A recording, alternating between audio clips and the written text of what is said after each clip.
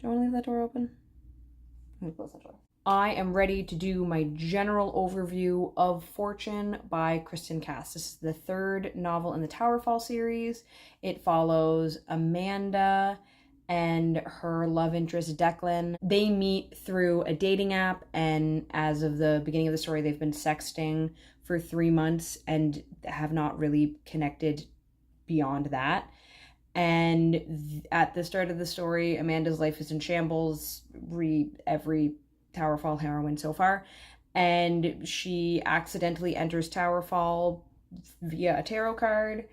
And then the plot is trying to figure out how they got there and how to get back out. And also things are going on in Kingdom of Wands with, the tower is gone and society is corrupt and yada, yada, yada. So that's the basic idea of what the plot of this story is. I'm going to try and give this overview without getting too spoilery. I might get into some light spoilers, but if you want like really detailed, in-depth thoughts and like full spoilers, I have a rant review on my Patreon where I like update it every 5 chapters roughly. And so like if you want those thoughts, go check out my Patreon. You can do a 7-day free trial of tier 2, which gets you access to videos if you want to do that. So it's an option. I'm gonna go grab water. Oh my gosh, I'm a mess.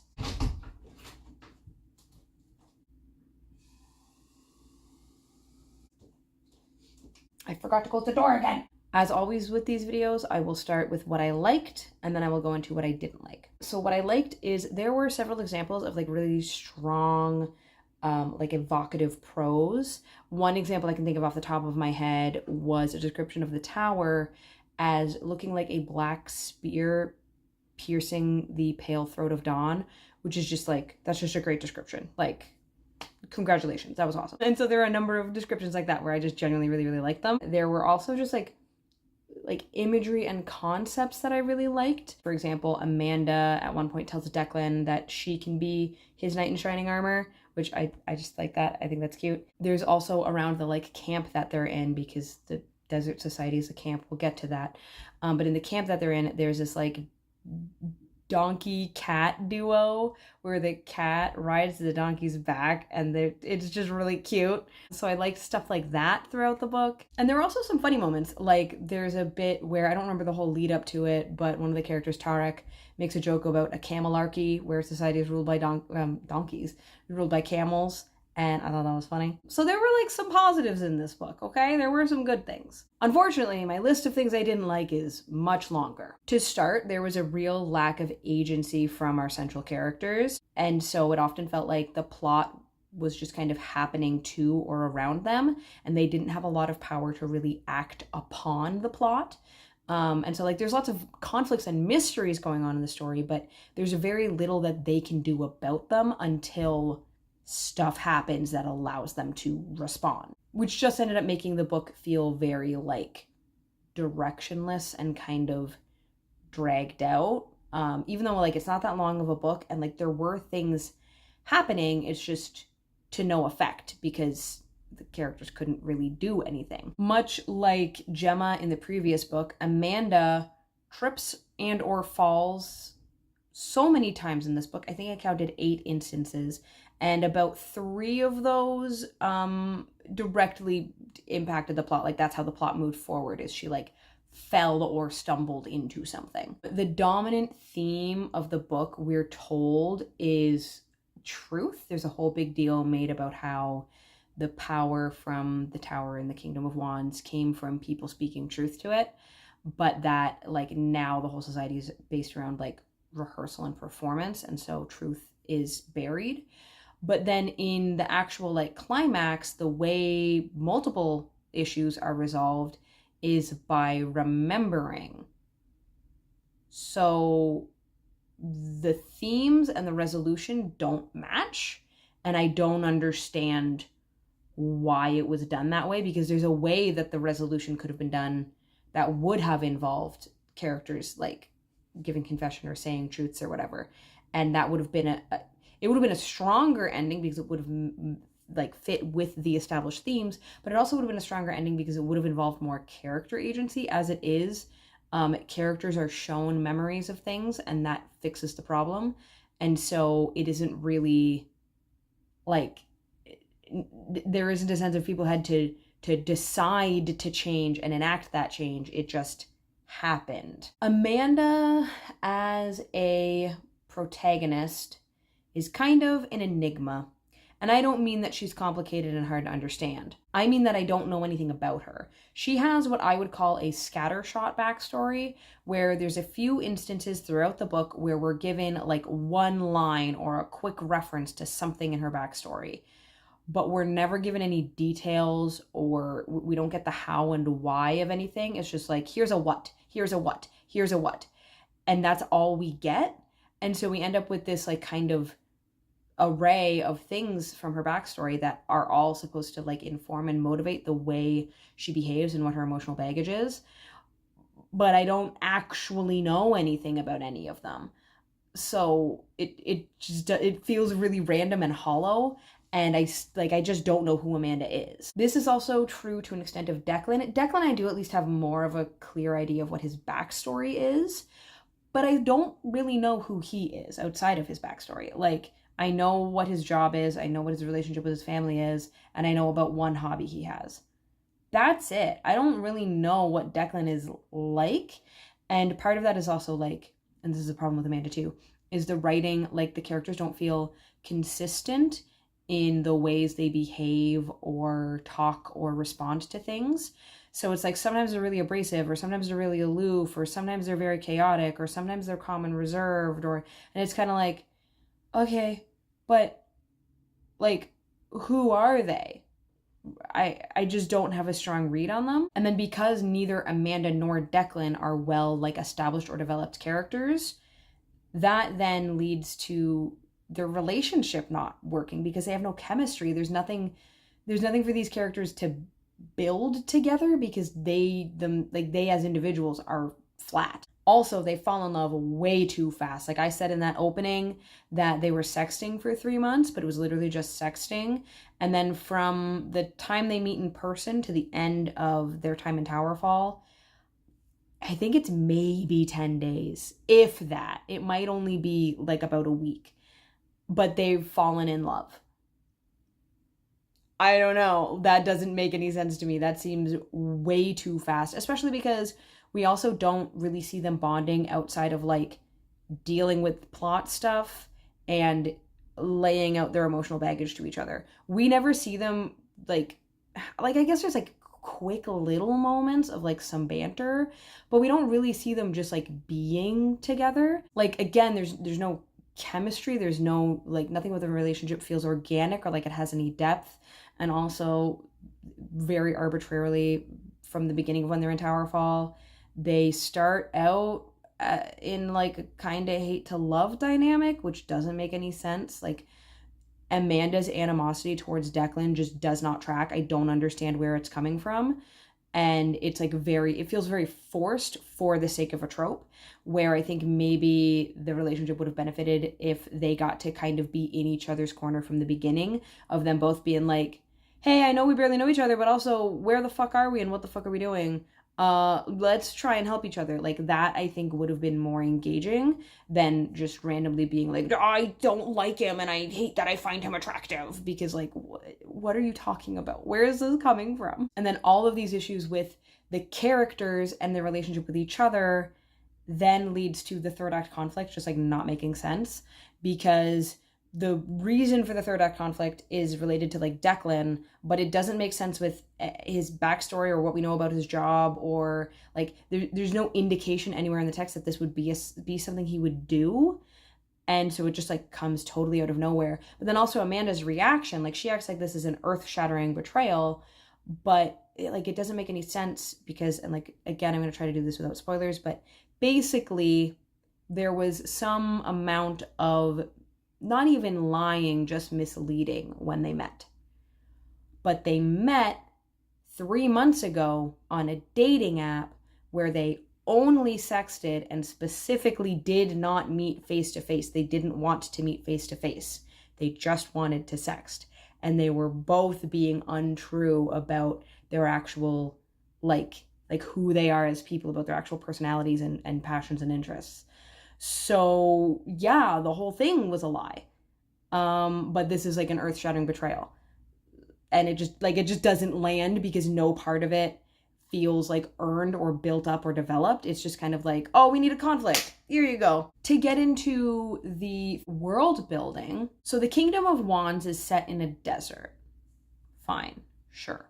It seems like they've been living in a desert for a long time, even acknowledging that the Everspring has shrunk and that there used to be like this big oasis that they lived in. Why don't they have buildings? They all live in these like what feel like very temporary tent structures. They're not even enclosed. It's just like they have their support frame and then there's silk draped over it. And that's the tent. So there isn't even a floor to the tent and wind can just blow right through, which we'll get to that. But like there's no solid structures anywhere. And even actually thinking about the Everspring, when we see like kind of flashbacks to the Everspring in its glory, they still lived in tents. So why, like, real world desert societies have buildings? And this also just raises a whole series of questions about like how their society even works. Like, what do they do if there's a sandstorm? They don't have walls. How do they protect themselves from a sandstorm when they're living in tents that are entirely permeable to the wind?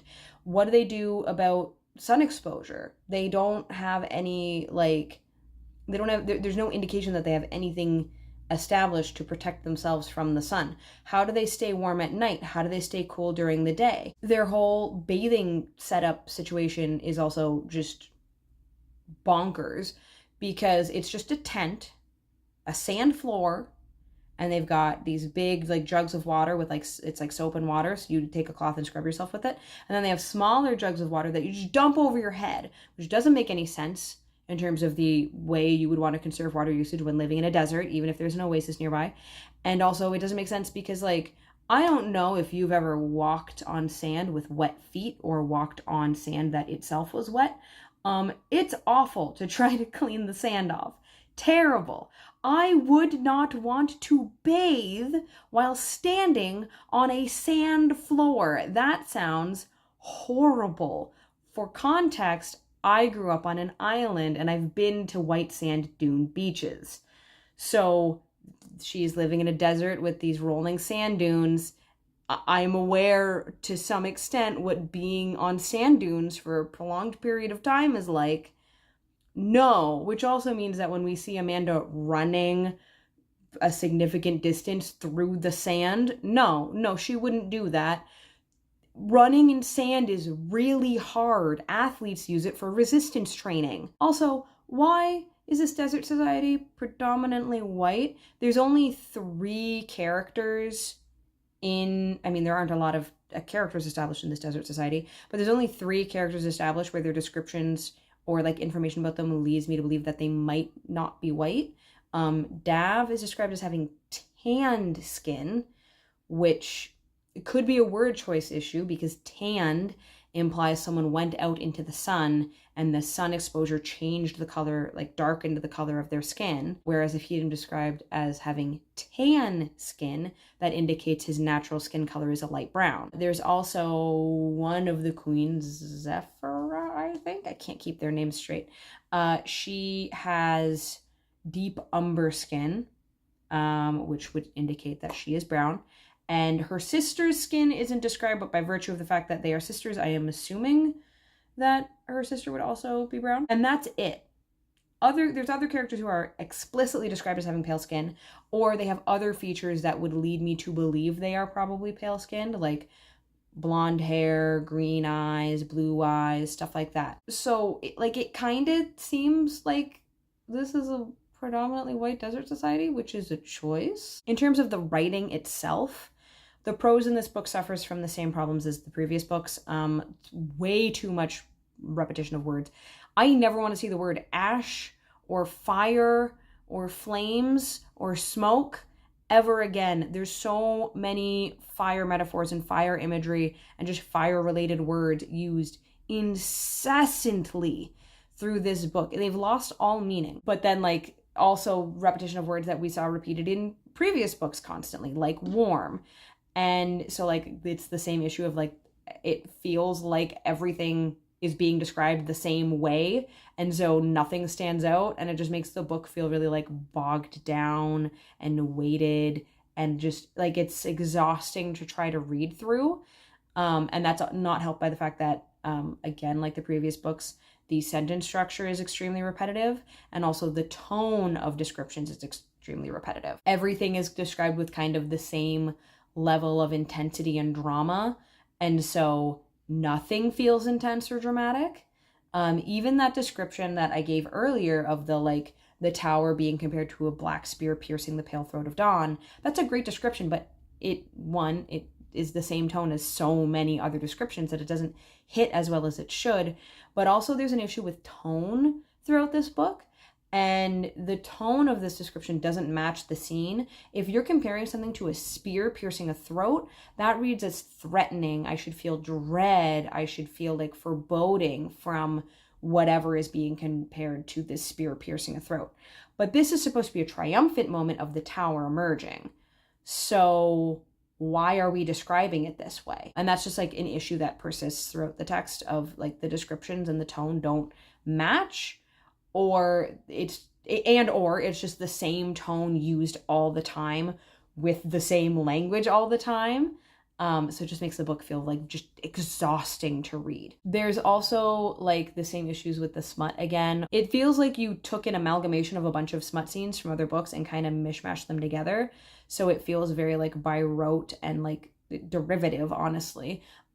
Derivative not only of smut in general, but also smut in this series specifically. I might, when I finish this series, I might do a dedicated video, maybe a Patreon video, maybe a YouTube video, I'm not sure, where I like go through and compare the way smut scenes are written through this series, because like I swear the same phrases are being used. Also, despite being marketed as a high heat romance, there is only one sex scene, which also means I'm pretty sure the Empress had 3 smut scenes, and then Lovers had 2, and then this one had 1. So does that mean the next one's gonna have 0? Is it still gonna be marketed as high heat? We'll find out. There's a bit in this story where Amanda, for reasons, is working as a story witch in the Kingdom of Wands. Not working, performing as a story witch in the Kingdom of Wands. And in doing this, she reenacts books from the real world, because she knows no one in Towerfall will know what those books are, but she doesn't have to like invent a new story, which is important because she's performing every single night. And so the first story that she and Declan perform together is like a retelling of Twilight. And all the kind of jokes made in this little retelling are just Twilight jokes everyone's heard before. It's just copying jokes made by other people like years ago. And so like it just feels very like, I don't know, like I don't want to use the word lazy because I just don't like that word. It feels cheap. It feels like rather than sitting down and figuring out how she wanted to retell Twilight, Kristin Cast went, "Oh, this is how everybody views Twilight, so that's just how I'll retell it." And I don't know, I didn't really like that. The idea of them getting on stage and retelling Twilight is hilarious. I do like that. But the way it was actually done was like, oh, okay. And especially because like the way they go about it is like the audience reacts like this is the greatest performance they've ever seen. But when you actually look at, because we get the whole story, when you actually look at the beats that Amanda covers from the story, it's like, she didn't really tell a story. There's like, she introduced a setting and some characters, and then says Bella threw herself off a cliff, and then realized she needed to work on herself, and then Edward and Jacob ran off together to have a seaside bed and breakfast. Incidentally, that is the only queer rep in the series thus far. The only like for sure confirmed queer rep is a throwaway joke about Edward and Jacob running off together, which is itself copying other people's jokes about Twilight. So not great. I think that like bit about the queer rep is notable, and also the fact that it's a predominantly white desert society is notable because one of the few things that we do learn about Amanda is she works in publishing, but she wants to be in a different position than she is currently, and she wants to essentially champion more diverse voices in publishing. So you would think that that would be something that is like even if she isn't in a, like obviously she's not publishing books during the course of this story, right? But you would think that that would be something that's like on her mind or that she is aware of.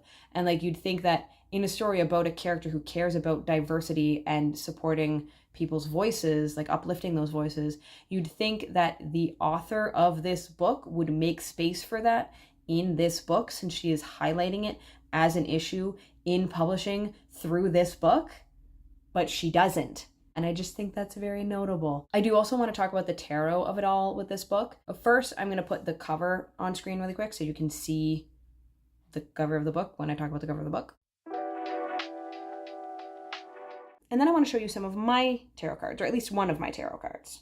Now, bear in mind, this isn't like a classic tarot deck. This doesn't have the classic, typical art that you see if you like look up tarot cards online, the images you would typically get.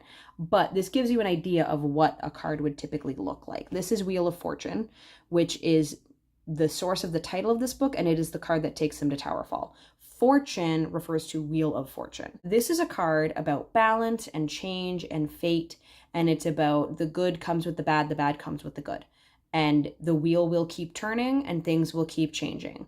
That's a very basic understanding of the Wheel of Fortune. I am new to tarot. I'm not an expert by any means, but that is like when you look up Wheel of Fortune, that's the basic explanation you get. Looking at the cover of this book, if you didn't know that this cover was supposed to represent a tarot card, you would never pick up on that.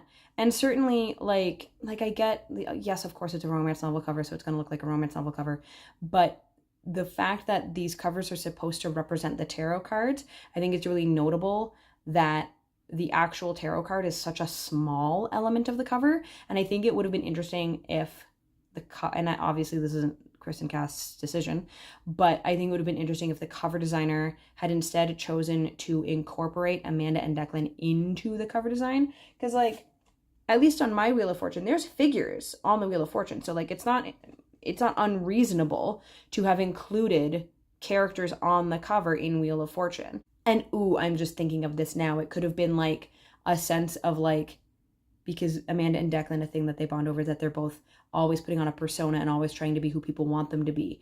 And so, or like who they think they're supposed to be. And so it could have been valuable maybe, or like interesting if the cover was Wheel of Fortune, but it was like maybe like, I don't know, I'm not a cover designer, but maybe like different versions of Amanda and Declan, like faded versions of them in the background cycling around the Wheel of Fortune, and then like more vivid versions of them kind of face to face on the wheel, like maybe reaching for each other or something. Like it could have been, there's a way that this could have been done that would have made it more evident that this is a tarot card on the cover and that this is a book about ostensibly tarot. As it is, it just looks like there's two people.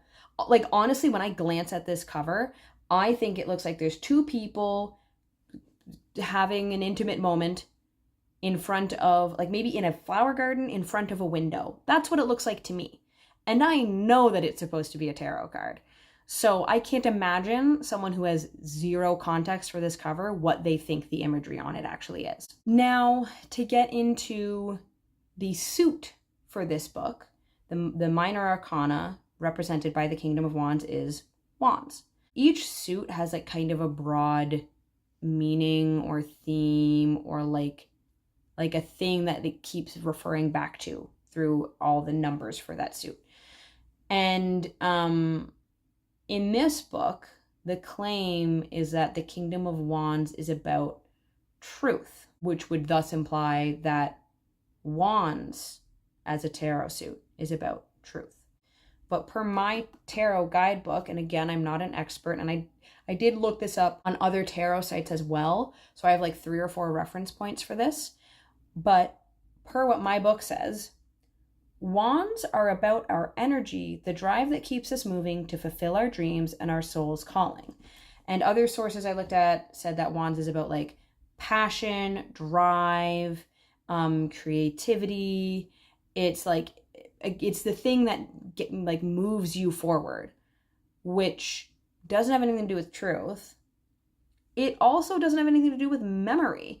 And honestly, I would imagine like truth and memory, I feel like would maybe pertain more to either cups, which is about emotions, or swords, which is about the mind, I think. Hold on. Let me double check. Yeah. So I would think that a book themed around truth and or memory would fit more for those other suits, but instead we've attached it to wands, and I just don't understand how we got that, like, especially for that to be presented as the main theme of wands. I don't understand where we got that from. Anyway, I think those are my main thoughts. Overall, this book was just very, like, it was very boring. It was very disappointing. And, like, there was definitely a lot of potential in here, as I say with, I think I said that with the previous one. I don't remember if I said it with Empress, but there was definitely a lot of, like, potential in this story, and it's frustrating when like I do have those moments that I enjoy, because it's like there's something here. We just need to pull it out. But as it is, this book got a 2 from me, which is an improvement, but is still not good. And a 2 honestly might be a little generous. It might be more like a 1.5, but whatever. As a reminder, if you want a spoilery version of this review, go check out my Patreon. You can get a free trial for tier 2. If you made it this far in the video, leave a wands emoji down below. And thank you so much for watching, and I will see you in my next video.